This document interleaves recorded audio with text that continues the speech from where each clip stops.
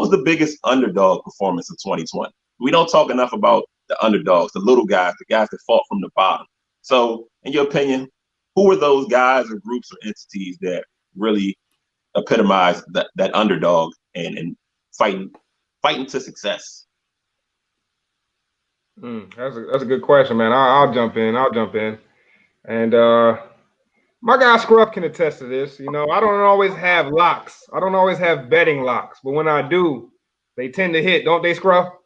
They tend to hit, and it tends to make me and Scruff some nice change when it does. And one of my betting locks earlier in the year was a boxing lock, and it was Teofimo Lopez. He was squaring off against Vasily Lomachenko, the pound for pound fighter in everybody's opinion. When I tell you that everybody was saying Lomachenko was pound for pound, I didn't buy it. I never really bought it, but everybody was loving the man. And Teofimo Lopez, big time underdog coming into the fight with him. Young guy, I think he's only 22 years old when he won the belt, so super young. But he came in biggest underdog performance in my opinion, and he cemented himself as one of the top boxers right now around. Especially in that 130 pound range. So Teofimo Lopez gets my biggest underdog performance because he was going against, in my opinion, one of the most heralded boxers of the time, one of the most talked about when it came to pound for pounds in the last 5-10 years was Vasily Lomachenko. And Teofimo Lopez made him look like light work. So he gets my biggest underdog performance of the year. There goes another prediction that Gas told you before it happened, man. And man, he dominated that fight too. It wasn't even close. So hey, shout out to you for that one. Anybody else got an underdog? Yeah, I got a huge underdog. To me, one of the biggest underdogs in sports of the last 10 years, I'll say easily. The Miami Heat run in the bubble. True underdog performance, truly indicative of the quarantine life that we've been living.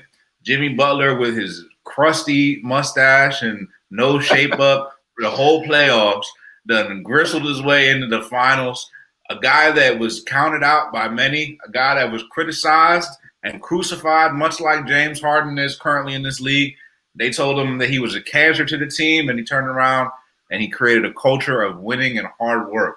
Jimmy Butler and the Miami Heat are the biggest underdog performance for me. They didn't win the chip, but that boy Bron's something different. So I ain't mad. Right.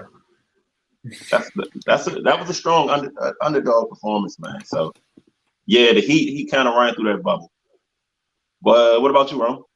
All right, man. My biggest underdog performance, I gotta give it to Alex Smith. The whole coming back from the leg thing is one thing, but if I'm giving a specific performance, is beating the Steelers. We got down in that game. I believe it was down 14 or 17 points. Super underdog going into it. The Steelers were undefeated. I believe that was the game with the bloody sock and all of it. So I mean, it was a gritty performance. It sparked the 4-game winning streak, or it was the second win of the 4-game winning streak.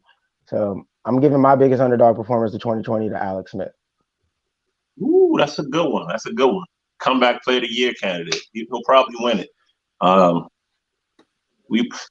That's a good story, man. I like all of those. And Scruff, I was with you. I had the Heat. I think you hit on all the points.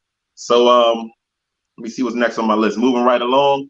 What's the biggest adversity? Like, what's the biggest disappointment